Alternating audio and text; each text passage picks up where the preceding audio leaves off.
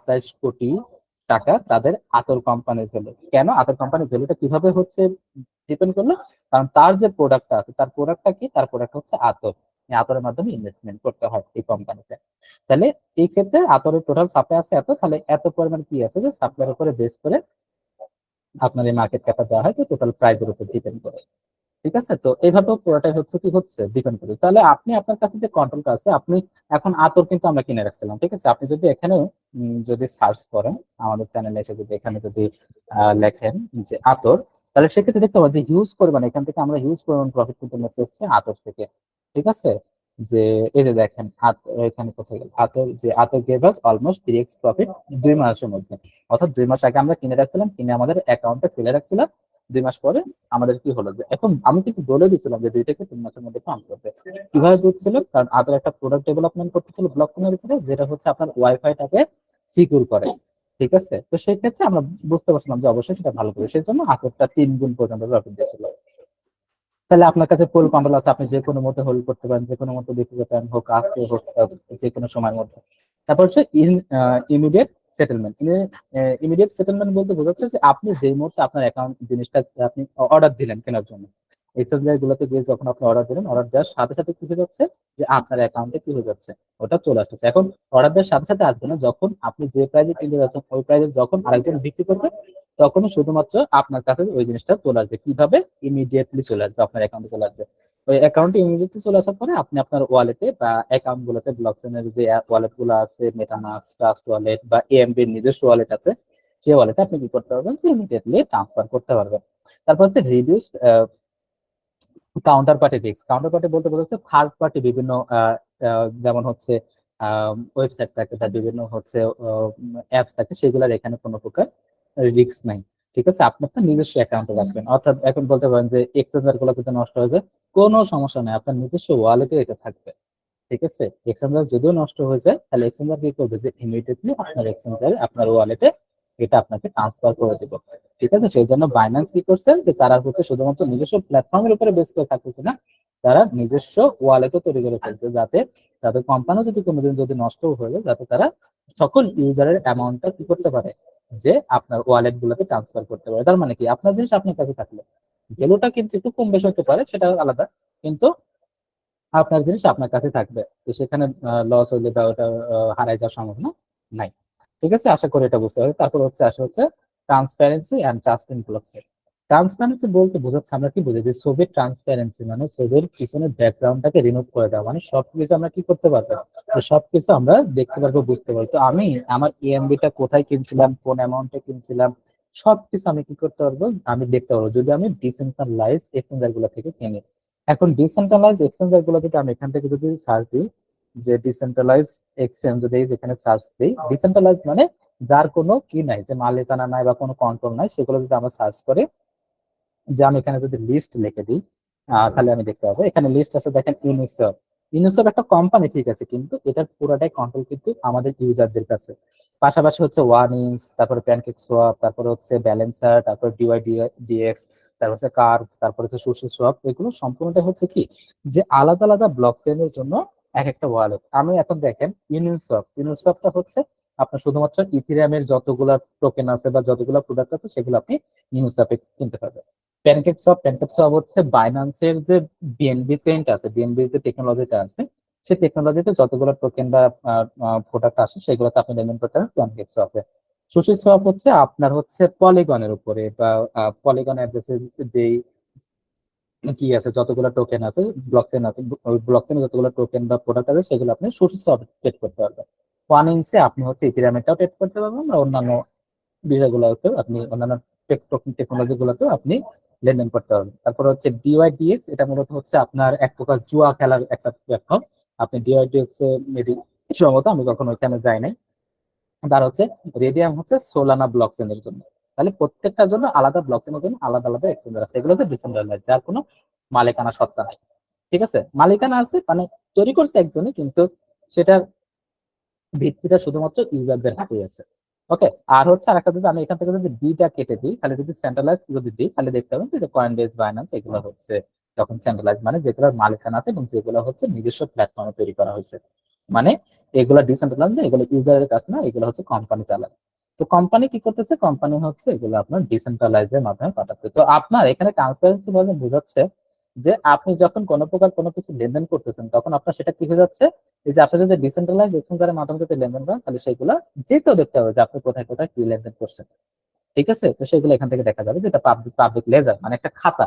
আমি যেটা গতকালকে দেখাইছিলাম, যে টন স্ক্যানের মধ্যে যেটা দেখাইছিলাম, সেই খাতার মধ্যে আপনি সবকিছু দেখতে পাবেন, সব ট্রানজাকশন আপনি সেখান থেকে দেখতে পারবেন।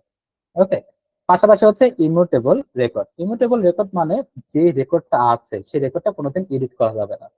ঠিক আছে, যেই রেকর্ডটা আছে বা আপনি একটা ট্রানজাকশন করছেন, সেই ট্রানজাকশনটা পৃথিবীর ধ্বংস হয়ে যাক, কিন্তু তারপরেও সেই ট্রানজাকশনটাকে কেউ কোনোদিন এডিট করতে পারবেন না, বা হচ্ছে ক্র্যাক করতে পারবেন না, হ্যাক করতে পারবেন না, কিছুই করতে পারবেন না, যেটা আমরা গতকাল ক্লাসে বলছিলাম।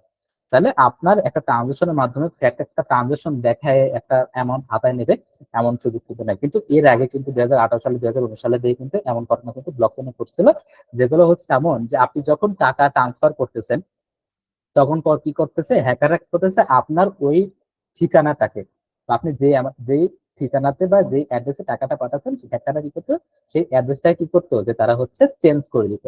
কিন্তু একটা টেকনোলজি যখন ডে বাই ডে ইমপ্রুভমেন্টে থাকে, তখন কি হয় যে তার সবকিছু সিকিউরিটিটা ডে বাই ডে ইমপ্রুভ হয়। তো সেভাবে যে 20 সালের পর থেকে যতগুলো বাগ ছিল, যতগুলো সমস্যা ছিল, সবগুলো সমাধান করার পরে এই সম্ভাবনাটা একদম প্রায় জিরো কোটায় চলে আসছে। তো সেক্ষেত্রে আপনার রেকর্ড বা এগুলাকে কখনোই কি করা যায় না, যে কখনোই আপনার এডিট করা যায় না, বা এডিট করে যে ট্রানজিশন, নতুন একটা ট্রানজিশন তৈরি করবে, এরকম কোনো সম্ভাবনা নেই।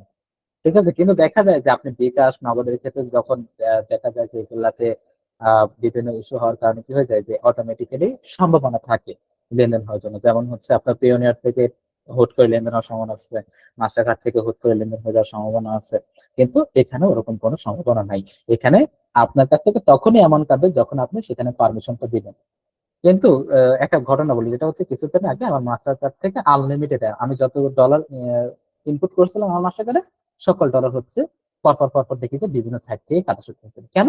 কারণ বিভিন্ন সাইটে আমার কি ছিল, বিভিন্ন সাইটে সাবস্ক্রিপশন নেওয়া ছিল, এবং সেই সাবস্ক্রিপশনটা আমি ক্যান্সেল করে নাই, কিন্তু আমার প্রয়োজন নাই এখন, সেই সাবস্ক্রিপশন অনেক আগে ছিল, কিন্তু আমার মাস্টার কার্ডটা ছিল অনেক পুরাতন। তো মাস্টার কার্ডে তখন হচ্ছে ডলার হচ্ছে ইনপুট করা হয় নাই, তো ডিপোজিট করা নাই। যখন আমি ডিপোজিট করছি সবগুলা কেটে নিচ্ছে আমার পারমিশন ব্যতীত, যে আমার কাছ থেকে অন্তত পক্ষে পারমিশন নেবে যে কাটবো কিনা। তো সেক্ষেত্রে সবগুলা কেটে নিচ্ছে, কারণ আগেই পারমিশন দেওয়া ছিল। কিন্তু ব্লক চেনে কি হয়েছে, আপনার প্রত্যেকটা লেনদেনের ক্ষেত্রে আপনার পারমিশন নিতে হবে, আপনার প্রাইভেট কি, আপনার পাবলিক কি, আপনার সিগনেচারের মাধ্যমে কি করা হবে, যে এইগুলাকে ট্রানজাকশন করানো হবে, ফলে কোনো প্রকার সম্ভাবনা থাকে না। সেজন্য ইমুটেবল বলা হয়, যে এই রেকর্ড গুলা ইমুটেবল থাকে। আপনি যে জিনিসটা হোল্ড করতেছেন সেই জিনিসটা ক্র্যাক করার সম্ভাবনা না, অন্য কোনো কিছু সম্ভাবনা নেই। তারপর হচ্ছে টাস্কলেস এনভায়রনমেন্ট। ব্লকচেন হচ্ছে এমন একটা জায়গা যেখানে হচ্ছে আপনার অ্যাভেলেবল কি আছে, যে টাস্ক করার মতো জায়গা আছে, যেখানে হচ্ছে আপনার অন্য কাউকে বিশ্বাস করতে হবে না, বাট হচ্ছে আপনি নিজেই সবকিছু কভার করতে পারবেন, নিজেরটাই সবকিছু নিজেই দেখভাল করতে হবে। তো এটাই ছিল মূলত হচ্ছে আজকে ক্লাস। আমি 2 মিনিট পরে আসতেছি।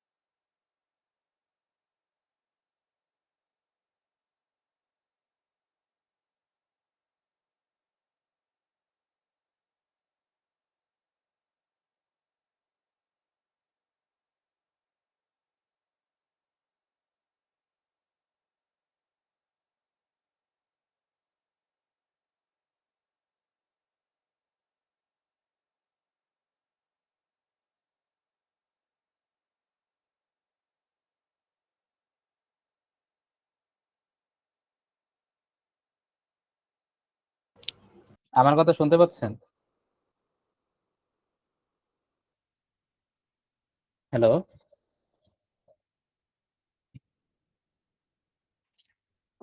ওকে। তো আশা করছি আজকের ক্লাস যত সময় শেষ করতে পারছি। তো আশা করি বুঝতে পারছেন কিনা। এখন কোশ্চেন হচ্ছে বুঝতে পারছেন কিনা। আমি তো অল্প স্বল্প সময়ের ভিতরে বিষয়টা শেষ করে ফেললাম। তো আমি এটা আপনাদেরকে দিয়ে দিচ্ছি, হ্যাঁ। তো এটা আপনাদের গ্রুপে দিয়ে দিচ্ছি। তো সেখান থেকে আপনারা এটা দেখতে পারবেন। আহ,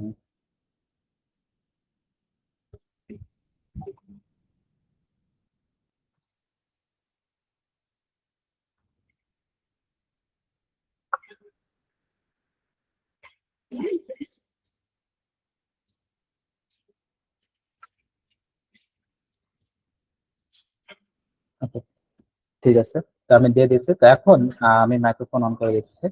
তো আপনাদের কোনো কোশ্চেন থাকলে অবশ্যই এখানে একটু কোশ্চেন করেন। আমি সর্বপ্রথম আগে কমেন্ট থেকে নিই যে টোকেন হোল্ড করার নিয়মটা কি যদি একটু বলা হবে একটু। হ্যাঁ, অবশ্যই বলা হবে। এখন হোল্ড করা কি, আপনি একটা জিনিস কিনবেন, কেনার পরে আপনি আপনার অ্যাকাউন্টে রেখে দেন, কোনো প্রবলেম নেই, কোনো ইস্যু নেই। এটাই হচ্ছে হোল্ডের নিয়ম। যখন দাম বেড়ে যাবে আপনি মাঝে মাঝে এসে দেখবেন যে দাম বাড়ছে কিনা, বা আমরা আমরা জানাই দিব যে আহ, দাম বাড়ছে কিনা। দাম বাড়লে আমি বলে দিব যে সেল করতে হবে। কারণ এখন বলতে পারেন যে আপনি কারো বলবেন কেন। এখন দেখেন আমরা এখানে কিন্তু বলে দিই। আপনি যদি ওই আমাদের চ্যানেলটা যদি একটু ঘুরে ঘুরে দেখেন তাহলে এখানে দেখতে পারবেন। এই যে দেখেন, আমি এখানে কি লিখছি যে ফিটার 45% আপ, তার মানে কি $100 $45 আমার হচ্ছে এখানে প্রফিট হয়েছে। তাহলে আমি বলছি কি 70% সেল করে দিতে, বাকি 30% হোল্ড করে দিতে, মানে অ্যাকাউন্টে রেখে দিতে। 70% হোল্ড করে রাখতে হয়েছে। ঠিক আছে, কোন প্রাইসে? এই যে দেখেন আমি এই প্রাইসে বের হয়ে আসছে। এখন যে প্রাইসটা দেখতে পাচ্ছেন এই যে এই প্রাইসটা, এখন এই মার্কেটটা এই জন্যই ভালো বলতেছে যে এখানে আপনার ধরেন আমার ফিদা এর বাইং লিমিট কত ছিল। ফিদার বাইং লিমিট দেখেন এখানে দেওয়া আছে। এই যে ফিদা, এই যে ফিদা হচ্ছে কত ছিল, 0.29। কিন্তু আমরা যেটা দেখলাম কত, আমরা দেখলাম হচ্ছে 4174 অথবা 43, এই যে 43 পর্যন্ত কিন্তু গেছিল। তার মানে কি এটার পার্সেন্টেজটা চেঞ্জ হচ্ছে কত দ্রুত। প্রোডাক্ট যত ভালোভাবে ডেভেলপ হবে, প্রোডাক্ট যত কোম্পানি যত ভালো কাজ করবে, তত এটা কি হয়ে যাবে, আপ হয়ে যাবে। ঠিক আছে, তো আমরা তার থেকে বুঝি, আমরা ফান্ডামেন্টাল অ্যানালাইসিস দ্বারা বুঝি, সব কিছু দ্বারা আমরা বুঝতে পারছি কোনটা কখন কোন মুহূর্তে যাবে। ঠিক আছে, তারপরে যদি আমি যদি এখন ডাব্লুর কথা বলি, তো ডাব্লু ধরেন আমরা কিনছিলাম কত, 0.62, দেখতে পাচ্ছেন আশা করি। তো আমরা যদি এখন যদি যাই, তো আমি যদি এখানে যদি ডাব্লু যদি সার্চ করি, হ্যাঁ, এই যে ধরেন এখানে যদি ডাব্লু সার্চ করি, তাহলে ডাব্লু থেকে দেখেন এই যে ডাব্লু টোকেন, এটা কম হলে ডাব্লু টোকেন, তো এটার প্রাইস কিন্তু এখন 67। যদিও এটার প্রাইস কিন্তু আজকে হচ্ছে 74 পর্যন্ত ছিল, তো আমরা সেখান থেকে সেল করে বেরোয় আসছি। যে যার মতো যেখানে প্রফিট নিতে পারে, অর্থাৎ আমরা 25% পর্যন্ত প্রফিট বুক করতে পারছি। ঠিক আছে, তো আমি এখানে ধরেন 7 দিনের যে চার্টটা আছে, তো আমি এখানে দেখতে পারি যে ওখান থেকে এই যে এই পর্যন্ত আমার প্রাইসটা চেঞ্জ হয়েছিল এই যেখানে। অর্থাৎ আজকে বিকালে 4টার দিকে এটা প্রাইস চেঞ্জ হয়েছে, প্রাইস আপ হয়েছিল 75 পর্যন্ত। তো সে আমরা 74 সেল করে দিয়ে আসছে, মানে আমরা 20 থেকে 25% পর্যন্ত প্রফিট এখান থেকে দিয়ে হচ্ছে। অর্থাৎ $500 থেকে আমরা এখান থেকে $500 ইনভেস্ট করে আমরা এখান থেকে $100 প্রফিট করছি কত দিনের মধ্যে। এটা একটা কোশ্চেন যে বলতে পারেন যে ভাই কতদিনের মধ্যে কি করছে। তাহলে দেখেন এই লিস্টটা কবে দেওয়া, এই লিস্টার ডেটটা আপনি এখান থেকে দেখেন 20 মে, 29 মে। আর আজকে কয় তারিখ, আমরা এখানে যদি যাই তাহলে 29 তারিখে কিনছিলাম, আর আজকে হচ্ছে আমাদের 8 তারিখ।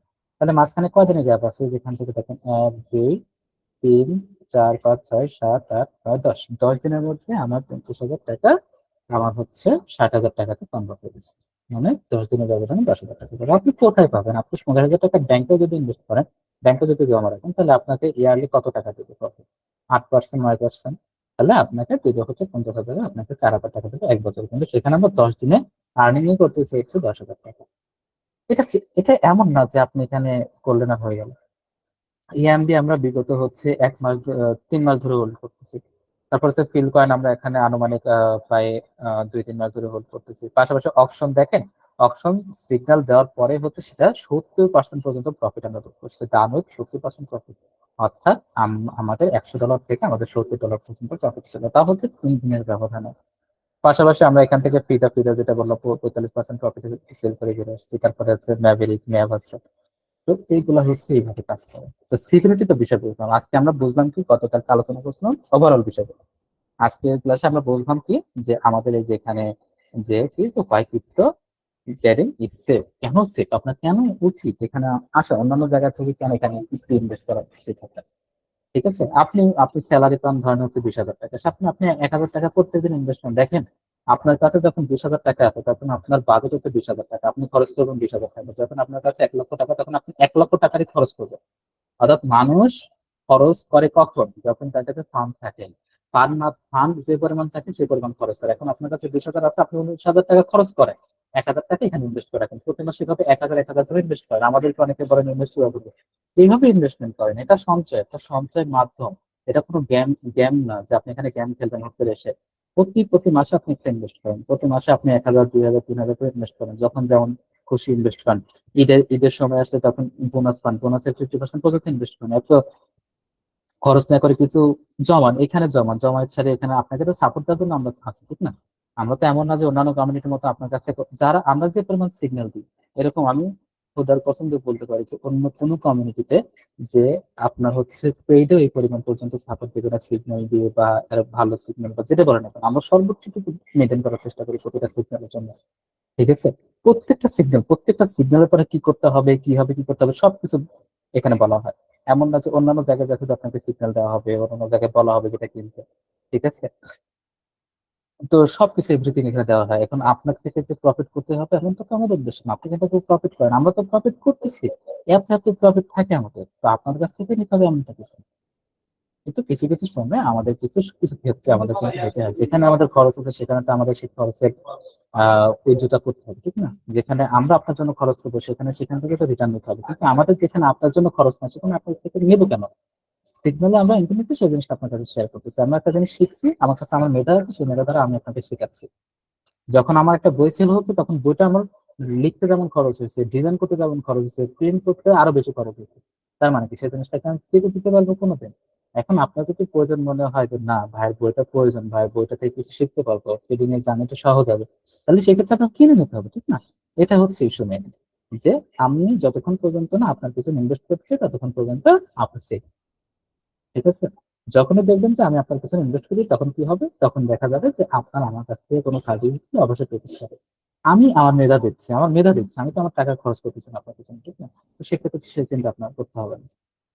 তো অনেকে সেম গতকালকে একজন গালি দিল, যে গালি দিয়ে বিভিন্ন কথা বললো, পাশাপাশি এখানে যদি কমেন্টও যদি যান, কমেন্টও দেখতে পারেন, এই যে একজন কমেন্ট করছিল, এই যে কমেন্টে যদি যান কমেন্টে দেখতে পারেন এই যেখানে, যে আচ্ছা ফ্রিতে কোর্স দেওয়াতে কি লাভ আছে, ঠিক আছে? তো এরকম বিভিন্ন ধরনের ইস্যু আসে। তো সেগুলো আর কি বলতেছি, অন্যান্যরা কি করতেছে তাদের মেধাটাকে বিক্রি করতেছে, আমি চাইলে কি বিক্রি করতে পারতাম না? অ্যাভেলেবল ভাবে বিক্রি করতে হবে, প্রয়োজন না। আমি আপনাকে শেখাতে আসছি, শিখি। যখন দেখা যাচ্ছে কোনো কিছু আপনার অনেক বেশি শেখা প্রয়োজন, তখন আমাদের কোনো সার্ভিস আছে, তখন সেই সার্ভিসটা নেই। আমাদের বর্তমানে তেমন কোনো সার্ভিস নেই, শুধুমাত্র একটা পেইড কোর্স চলতেছে, সেটা শেষ হবে ঈদের পরে, হয়তো বা জুলাই অথবা আগস্ট মাসে। তো সেটা অনেক বড় বিষয়, ঠিক আছে? তো ওটা আলাদা বিষয়। তো আমি আমার উদ্দেশ্য আপনাকে শেখানো, এখন আপনি শিখতে পারছেন কি এটা আমার বিষয়। আপনি এই জায়গায় আসলে আপনার সর্বোচ্চটুকু সাপোর্ট এখান থেকে পাচ্ছেন, আপনার সিকিউরিটি আছে, আপনার এভরিথিং আছে। আমার উদ্দেশ্য এটা না যে আপনাকে এখানে এসে জ্ঞান দেবো, সেটা না। আপনার উদ্দেশ্য আমার উদ্দেশ্য হচ্ছে আপনি এমন একটা প্ল্যাটফর্মে আছেন যে প্ল্যাটফর্মটা আপনার জন্য সিকিউরিটি প্রদান করতেছে, আপনার ফান্ডের সিকিউরিটি দিচ্ছে, আপনার ইনভেস্টমেন্টের সিকিউরিটি দিচ্ছে। আপনার কাছে 10,000 টাকা থেকে 10,000 টাকা থেকে আপনি ডলারে কনভার্ট করেন, বাংলাদেশের টাকার মান কমলে ডলারের মান কখনো কমবে না। ডলারের মান ডে বাই ডে স্টেবলই থাকে। এতে দেখা যাচ্ছে বাংলাদেশের টাকার মান কমার ফলে আপনার কাছে যে ডলারটা আছে, সেই ডলার দাম বেড়ে গেছে। যেমন 2020 সালের জানুয়ারি ফেব্রুয়ারি দিকে, কোভিড এর আগে আপনার ডলারের রেট ছিল 84, 85, 86 টাকা। তখন আমাদের 1,000 ডলার কেনা ছিল। সেই 1,000 ডলার এখনো আছে, সেই 1,000 ডলার, কিন্তু 1,000 ডলারের ভ্যালু তখন কত ছিল? তখন আমাদের 1,000 ডলার কিনতে আমাদের খরচ হয়েছিল 86,000 টাকা। কিন্তু সেই 1,000 ডলার এখন, তার অ্যামাউন্ট হচ্ছে 1,22,000 থেকে 1,30,000 টাকা। তার মানে কি 5 থেকে 40,000 টাকা প্রফিট, কিন্তু অ্যামাউন্টটা ছিল কত? অ্যামাউন্টটা ছিল কিন্তু 85,000 টাকা, 86,000 টাকা। কিন্তু সেই টাকাটা ভ্যালু কিভাবে বাড়ছে? টাকা কি ধরে রাখলে বাড়তো? না, আমি ডলার ধরে রাখছিলাম দেখে ডলারের দামটা বেশি হয়ে যাচ্ছে। ঠিক আছে, ডলার দামটা কেন বাড়ছে? কারণ বাংলাদেশ টাকার দাম বাড়ছে, কিন্তু ডলার 1:1 রেশিওতেই আছে। ঠিক আছে, আমরা যদি ডলারের হিসাব করি, যদি ক্লাসের এই টপিক এটা না যে ডলার রেট, যদি আমি একটা হিসাব করি, আহ, আচ্ছা ওটা কিভাবে যেন সার্চ করলে এটা বের হয় আমার এখন জানা নাই। এটা এখন এক্সচেঞ্জ করে দেখালে এক্সচেঞ্জ হয়ে যাবে। তো আমি আপনাদের এখন একদিন দেখাবো যে ডলার কি পরিমাণ চেঞ্জ হয়, ডলার আচ্ছা, ডলার ভার্সেস রুবেল। আমি যদি রুবেল যদি দেখাই, তাহলে সেক্ষেত্রে দেখা যাবে যে আপনার হচ্ছে ডে বাই ডে আপনার ভ্যালু কমতেছে কার, ডে বাই ডে আপনার রুবেলের ভ্যালুটা বাড়তেছে। এখন রুবেলের ভ্যালু কিভাবে বাড়তেছে দেখেন, আপনার একটা সময় কি এক ডলার সমান সমান হচ্ছে আপনার 91.62 কি ছিল, যে রুবেলের দাম ছিল, কিন্তু এখন সেটা দাঁড়াইছে হচ্ছে 89। তার মানে কি রুবেলের ভ্যালুটা বাড়ছে, ডলারের ভ্যালুটা এইভাবে কমে যাচ্ছে। ঠিক আছে, তো রুবেল বাড়তেছে কেন, কারণ হচ্ছে ডে বাই ডে ডলারের পতন হচ্ছে, ডলার আমেরিকান কারেন্সি, আমেরিকা এখন লোনে জর্জরিত, সেই জন্য আমেরিকান ডলারের ভ্যালু কমতেছে। এখন বলতে পারেন ডলার তো ইন্টারন্যাশনাল না, ডলার ইন্টারন্যাশনাল না, ডলার হচ্ছে আমেরিকা, আমেরিকা এতদিন থেকে রাজত্ব করছে। এখন যদি আমরা যদি দেখাই, যদি আপনাকে যদি টুইটারে নিয়ে যাই, এবং বর্তমানে যেটা হচ্ছে আমেরিকার ডলারকে পতন করার জন্য বা আমেরিকার ইকোনমিকে নষ্ট করার জন্য, আমেরিকার রাজত্বকে নষ্ট করার জন্য এখন বর্তমানে হচ্ছে আপনার ব্রিক্স আসছে। ঠিক আছে, হ্যাঁ, এই যে ব্রিক্স। তো ব্রিক্স হচ্ছে কি, যে আপনার ব্রাজিল, রাশিয়া, ইন্দোনেশিয়া, তারপরে হচ্ছে সিতে কোন দেশ যেন মনে নেই, আর হচ্ছে এসতে হচ্ছে সাউথ আফ্রিকা। তো এই সকল দেশের সমন্বয়ে এখন পর্যন্ত প্রায় 99টা দেশ আগামী 2025 সালে সবাই এখানে জয়েন করবে, শুধুমাত্র ব্রিক্স। ব্রিক্স কি করতেছে, যে আমি যদি এখানে দেখাই যে ব্রিক্স কি করতেছে, যে কোথায় কোথায় কোথায় আহ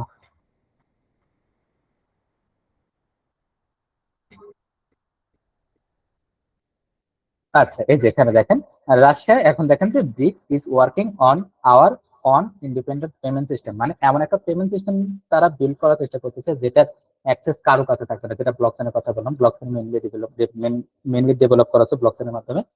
তো সেখানে কারোর অ্যাক্সেস থাকবে না, সবাই সবার সমান অধিকার পাবে। আমেরিকার এই রাজত্ব আর থাকবে না, তখন কারোর কোনো রাজত্ব থাকবে না, শুধুমাত্র এইভাবে একটা কমিউনিটি কি হবে, প্রত্যেকটা দেশ এখানে তখন জয়েন হচ্ছে। অর্থাৎ 2025 সাল নাগাদ কি হচ্ছে, ব্রিক্সে প্রায় 99টা দেশ এখানে জয়েন করবে। সবাই জয়েন করার জন্য আগ্রহী, কিন্তু আমেরিকা জয়েন করবে না, বা G7 যে সংগঠন আছে তারা দিক থেকে এখানে কেউ জয়েন করবে না, কারণ তাদের ডলারের পতন হয়ে যাবে, তাদের রাজত্ব নষ্ট হয়ে যাবে। অর্থাৎ যখন ব্রিক্স এর কারেন্সি চলে আসবে, তখন গ্লোবালি কি হয়ে যাবে, যে ডলারের আধিপত্য কমে যাবে, এবারে ডিবেটে হবে দেখবেন সামনে। তো এই ক্ষেত্রে কি হচ্ছে, যে আপনার এই বিষয়গুলো জানা উচিত, যখন আপনার এই বিষয়গুলো ঘটে তখন আপনি মার্কেটের বিষয়টা বুঝতে পারেন, কারণ এটা তো আর আপনার ফরেক্স বা অন্যান্য মার্কেটের মতো না যেখানে হচ্ছে আপনার এই বিষয়গুলো ইফেক্ট করে না, এই বিষয়গুলো সবসময় ইফেক্ট করবে মার্কেটে, সবসময় এগুলো প্রায়োরিটি থাকবে, এগুলো দ্বারা বোঝা যায় যে মার্কেটের ফাইন্যান্সিয়াল ইয়েটা কেমন, ফাইন্যান্সিয়াল স্টেটমেন্টটা কেমন এখন বর্তমানে, বা ফাইন্যান্সিয়াল বিষয়গুলো কিভাবে চলতেছে, বা হচ্ছে মার্কেটে ইকোনমি কিভাবে গ্রো করতেছে, এগুলো যদি আপনার কাছে ক্লিয়ার থাকে, তাহলে আপনি বুঝতে পারতেছেন যে আপনার ইনভেস্ট করতে হবে না আউট করতে হবে। তাহলে ব্রিক্সেও তো আপনার কাজ করতেছে ব্লকচেন, আর ব্রিক্স এর সকল দেশ জয়েন করার জন্য আহ উঠে পড়ে রাখছে, কেন, কারণ হচ্ছে সকল কিছু লেনদেন ডলারের বাদে করতে হবে, ডলারে করতে গেলে বিভিন্ন সমস্যা, এই সমস্যা এই সমস্যা, আর ডলার থাকবে না। অর্থাৎ বাংলাদেশে যখন বাংলাদেশে যে পারমাণবিক বিদ্যুৎ কেন্দ্র, সেই বিদ্যুৎ কেন্দ্রের পেমেন্টটা কিন্তু কি করা হয়েছে, যে রুবেল অথবা ইয়ানে পেমেন্ট করা হয়েছে, তার মানে কি ডলারে পেমেন্ট করা হয়নি। পাশাপাশি রাশিয়া যখন বিভিন্ন দেশের সাথে যখন লেনদেন করে, তখন তাদের ওই যে তেল যে লেনদেন করা হয়, তো তেলের ক্ষেত্রে কি করা হচ্ছে, তেল গ্যাসের ক্ষেত্রে আপনার ডলার নেওয়া হচ্ছে না, তখন নেওয়া হচ্ছে রুবেল। তার মানে কি রুবেল বেশি পাওয়ারফুল হচ্ছে ডে বাই ডে। কেন, কারণ হচ্ছে ইন্টারন্যাশনাল লেনদেনের ক্ষেত্রে অবশ্যই তখন কি ছিল, মাত্র প্রয়োজন ছিল কি, যে আপনার ডলার, কিন্তু রাশিয়াকে স্যাংশন দেওয়ার কারণে বা রাশিয়াকে আমেরিকা কি করার ব্যান করার কারণে কি করছে, যে রাশিয়া এখন শুধুমাত্র রুবেল এনে rouble day by day increase হচ্ছে কার এগেনস্টে, ডলারের এগেনস্টে। তো এই বিষয়গুলো কি করতে হবে, এখন বলতে পারেন যে এগুলো কেন বলতেছেন, এগুলো আপনার প্রয়োজন, আপনি এই মার্কেটে কাজ করতেছেন, আপনার এগুলো শিখতে হবে। তো এটাই ছিল মূলত হচ্ছে আজকে ক্লাস, এবং ক্লাসে যদি কোনো প্রকার কোনো কিছু জানা থাকে তাহলে এখন বলতে পারে।